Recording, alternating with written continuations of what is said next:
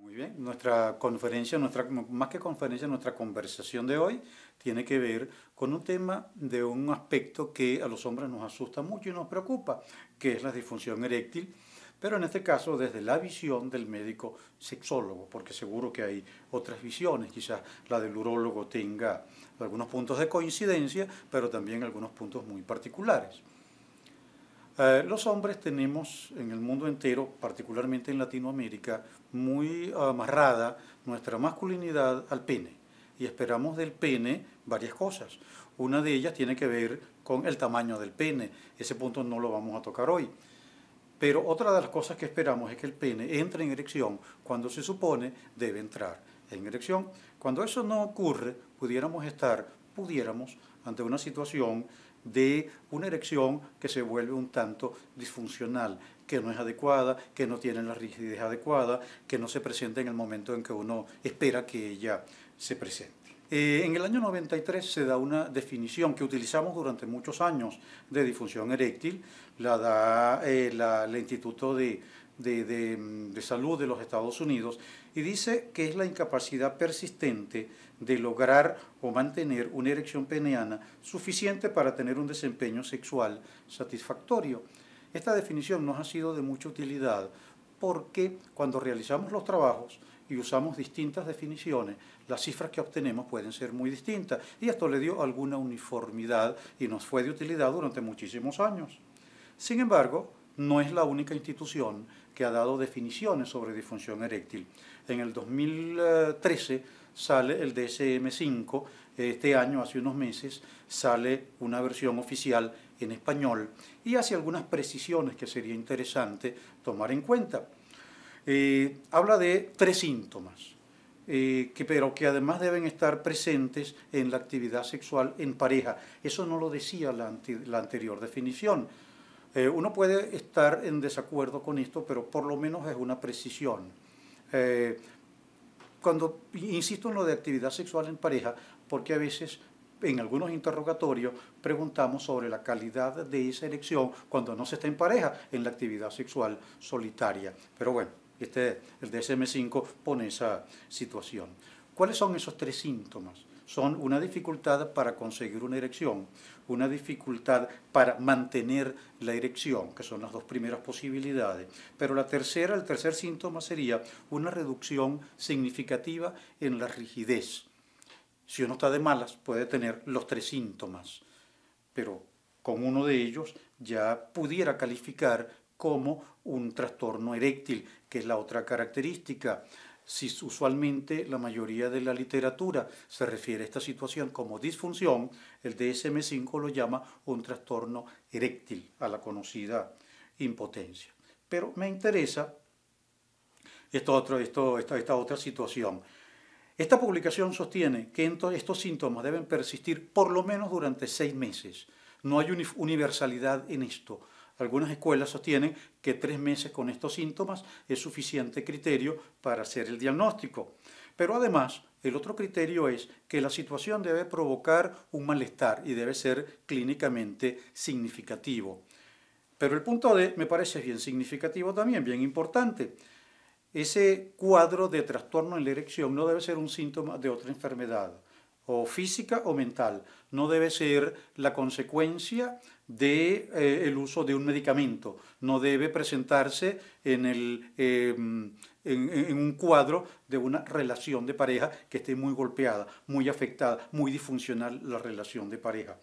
Esto creo que le da delimitaciones muy claras al trastorno eréctil, porque el trastorno en la erección pudiera en algunos casos no ser un cuadro diagnóstico, sino un síntoma de otra enfermedad.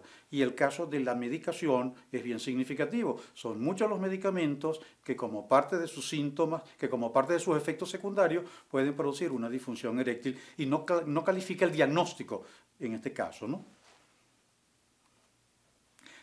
¿Por qué hablar de disfunción eréctil? Bueno, porque es bastante frecuente. Ahí tengo cifras de un trabajo publicado en 2002, el estudio DENSA, realizado en Ecuador, Venezuela y Colombia. Si ustedes ven con atención, las cifras en Venezuela rondan el 55%, pero hay que hacer una aclaratoria. Ese 55% es de la población por encima de los 40 años.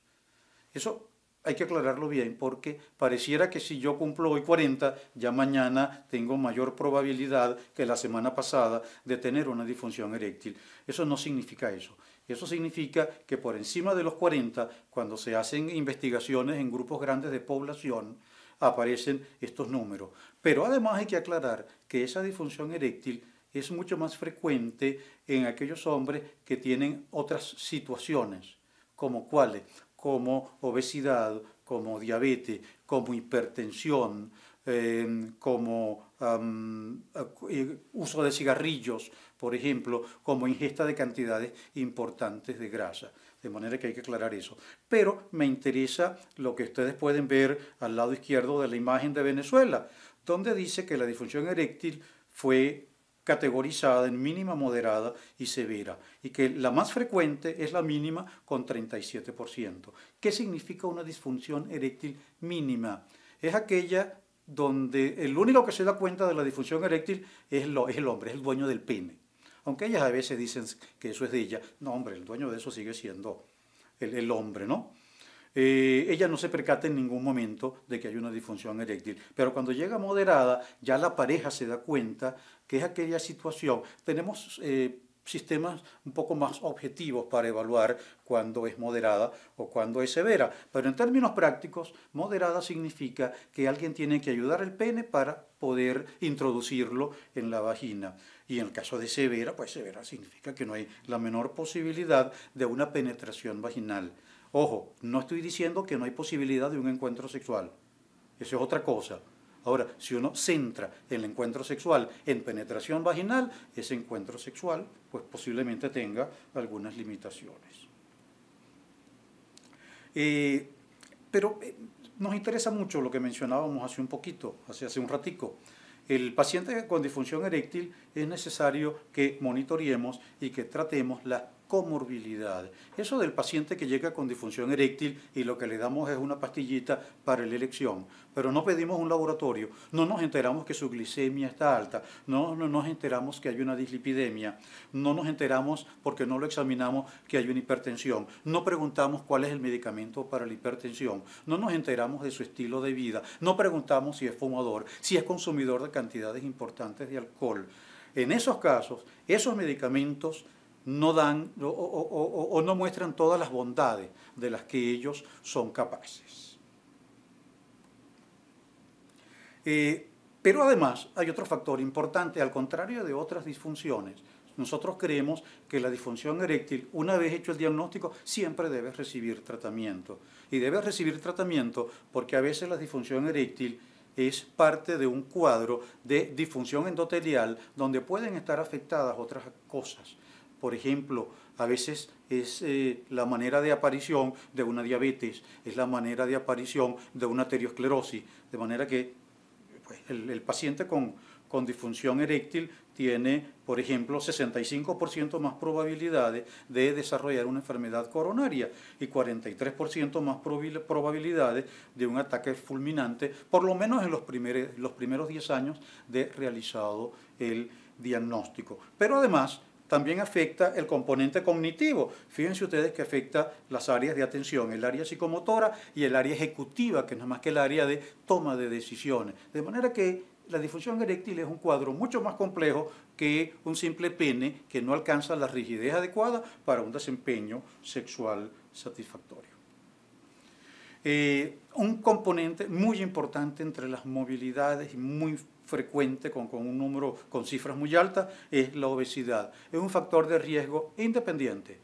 ¿Qué significa un factor de riesgo independiente? Que así ese diabético no sufra de que así ese obeso no sufra de hipertensión, así ese obeso no tome ningún medicamento. Ya la sola obesidad puede asociarse con disfunción eréctil. Fíjense ustedes en esta cifra, el 79% de los hombres con trastornos de la erección tienen índices de masa corporal por encima de 25. Por encima de 25 puede ser o sobrepeso o puede ser obesidad en cualquiera de sus 3 grados, 1, 2 y 3. ¿Por qué el hombre obeso tiene más probabilidades de disfunción eréctil? Posiblemente porque la obesidad se acompaña de trastornos hormonales, porque hay disfunción endotelial, porque muchísimos de ellos hacen resistencia a la insulina y seguro porque hay factores psicológicos e inactividad física, de manera que es un fenómeno multifactorial, particularmente en el obeso. En este trabajo encontramos que hay algunos predictores de disfunción eréctil, entre los cuales se repite la obesidad, pero también factores de laboratorio como una proteína C reactiva anormal. El solo hecho de que la proteína C reactiva tenga valores altos de 7, 8 o 9 ya me hace pensar que hay un factor de riesgo para disfunción eréctil. Y otro es la testosterona total bajita. En la medida en que va bajando, la posibilidad de una disfunción eréctil va aumentando. Hace unos años, hace 10 o 15 años, decíamos que la testosterona era fundamental para el deseo, pero que no tenía nada que ver con la erección. Hoy en día sabemos que sigue siendo fundamental para el deseo, pero que también tiene que ver con la calidad de la erección peneana. Pero con los tratamientos tenemos algunas dificultades. Y la mayor dificultad es que la adherencia al tratamiento, aproximadamente en la tercera parte de los pacientes, no es buena. Uno no termina de entender, hasta que no ve los estudios, por qué alguien con una disfunción eréctil y que está recibiendo un tratamiento puede no ser consecuente con ese tratamiento. Pero sabemos que la adherencia mejora con la edad porque en la medida en que ese hombre es más joven, la adherencia al tratamiento aumenta el tener empleo con la severidad y la duración de la disfunción eréctil. En la medida en que es más severa y tiene más tiempo, mejora la adherencia al tratamiento. Pero también hay otros trabajos que me dicen otras cosas, que la adherencia al tratamiento, cuando usamos inhibidores de fosfodiesterasa 5, los 3 que hay a nivel mundial, como son el sildenafil, tadalafil y vardenafil, la adherencia a este tratamiento mejora cuando se tiene pareja, cuando esa pareja es joven, cuando la frecuencia de la actividad sexual es alta y cuando, como consecuencia de tomarse el medicamento, el hombre y su pareja observa que mejora la rigidez. Es decir, estas 3 cosas actúan como reforzadores positivos para la adherencia al tratamiento. En algunos trabajos se han evaluado algunos aspectos que parecieran no tener que ver directamente con la erección, como la calidad de vida, las relaciones de pareja, la satisfacción sexual, disminución en la intimidad, baja autoestima, síntomas de depresión. Y evaluando todo eso, curiosamente hemos encontrado que exceptuando la satisfacción con la relación de pareja, con la calidad de esa relación, todo lo demás mejora cuando mejora la función eréctil. Mejoran hasta los síntomas de depresión. De manera que una buena erección pareciera tener que ver con muchos aspectos de nuestra personalidad. Este es un estudio de revisión en el que fueron incluidos 562 pacientes y nos da lo que es el gold estándar de los médicos sexólogos, que es la combinación de terapia psicológica más inhibidores de fosfodiesterasa 5, es la estrategia fundamental, es el gold estándar para el tratamiento de la disfunción eréctil. Por supuesto, sin olvidarnos de las comorbilidades y sin olvidarnos de los estilos de vida. Estilos de vida, niveles muy altos de estrés, sedentariedad, consumo de cigarrillo, consumo de alcohol. Si no tratamos todo eso como un conjunto, los resultados de los tratamientos no muestran todas las bondades que deberían mostrar. ¿Qué hacemos en una terapia sexológica? Aparte de todo esto que ya hemos mencionado, damos mucha información. Pensamos que la información sexológica es fundamental porque muchas veces el paciente trae errores de concepto y es nuestro deber corregir aquello. Muchas veces hay pacientes que consideran que tienen una disfunción eréctil porque tienen una primera relación sexual buena, un primer coito satisfactorio, pero para el segundo les cuesta mucho. Entonces ya con ese solo síntoma, ellos, mire, tengo una disfunción eréctil, tengo problemas en la erección. Es mentira. Si alguien vive esa situación, no padece de una disfunción eréctil, no padece de nada, más allá de un error de información. Hacemos una sesión de confrontación, en particular con aquellos pacientes que tienen poco apego a los tratamientos. ¿Qué gana usted con mantener la disfunción eréctil, y aunque nos resulta difícil de entender, algunos tienen algunas ganancias, algunos simplemente tienen una vida sexual tan aburrida que hasta prefieren no tener erecciones para no tener encuentros con aquella mujer. Utilizamos relajación muscular, en particular en aquellos hombres que manejan niveles altos de ansiedad como consecuencia de la disfunción eréctil. Algunos son muy poco asertivos, algunos simplemente tienen una relación de pareja que está muy mal estructurada y donde el hombre no es capaz de hacer valer sus opiniones, sus pareceres, sus derechos. Utilizamos los ejercicios de Kegel, de gran utilidad en ginecología, pero que son muy útiles también en la terapia sexológica para esta disfunción. Hacemos desensibilización sistemática cuando ese hombre tiene factores que le generan muchísima angustia. La desensibilización, que es una técnica psiquiátrica de aproximaciones sucesivas, puede ser de muchísima utilidad. Hacemos manejo de la ansiedad, a veces usamos medicamentos ansiolíticos, hacemos manejo de conflicto de pareja, si esa es la situación, y a veces aparecen en la consulta situaciones muy especiales. A veces aparecen hombres que tienen, por ejemplo, lo que se describió hace muchos años como síndrome del viudo, que no es más que un hombre que después de haber acompañado a su mujer en enfermedades largas, que donde ella termina muriendo, él deja pasar un tiempo y después cuando intenta una relación sexual no puede. Y tenemos que hacer un manejo psicológico porque cuando lo hemos interrogado bien, nos encontramos con que ese hombre siente que en ese nuevo encuentro sexual está traicionando a la que falleció, a la difunta. ¿Ve? Una situación psicológica. Y hay otro síndrome exótico, porque no lo vemos con mucha frecuencia, que es el síndrome de la Madonna, que son aquellos hombres que por razones que tienen que ver en la manera como fueron criados, ven en la pareja sexual a la imagen materna. ¿Quién carrizo puede tener una relación sexual si está viendo en su pareja sexual la imagen de la madre? No hay manera, sencillamente no hay manera. De manera que este es el manejo fundamental que hacemos de este tipo de paciente. Aquí hay dos láminas que me parecieron interesantes. Una de ellas es el uso de plantas afrodisíacas tradicionales. En este trabajo, que es de este año 2014, encontramos esto que me parece bien significativo: muy poca evidencia que soporte el uso de afrodisíacos en el tratamiento de la disfunción sexual masculina. No hay evidencia que le dé soporte a eso. Aquellos que son usuarios de cosas como maca, mamajuana o hierbitas que forman parte de la cultura popular nuestra, no hay evidencia que le dé soporte al uso de este tipo de tratamiento.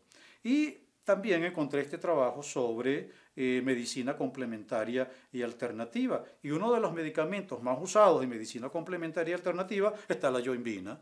Pero hay otros. Ginkgo biloba o cualquier otro de los que se utilizan con otros fines. En este trabajo se concluye que no hay evidencia que demuestre que produce beneficios el uso de este tipo de medicamentos. De manera que ese no es el camino. El camino es ir al médico especialista. Muchísimas gracias.